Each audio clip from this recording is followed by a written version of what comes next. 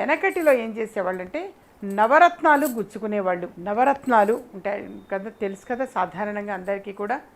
ముత్యము, పగడము, కెంపు, వజ్రము, వైఢూర్యము ఇవన్నీ కూడా అన్నమాట నవరత్నాలు అని చెప్పేసి అవి మొత్తం కూడా గుచ్చుకునేవాళ్ళు. సరే తర్వాత నవరత్నాలు అంటే కొంతమందికి కుదరచ్చు, కుదరకపోవచ్చు అని చెప్పేసి ఎక్కువ మంది కూడా నల్లపూసని తప్పనిసరిగా గుచ్చుతారు.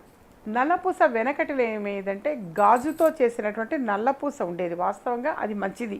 అది మన హృదయానికి తగులుతూ ఉండటం, మన శరీరానికి తగులుతూ ఉండటం అనేది చాలా మంచిది. గాజుతో చేసినటువంటి నల్లపూస ఉండేది. ఇప్పుడు ప్లాస్టిక్తో చేసినటువంటి నల్లపూసలు వస్తున్నాయి.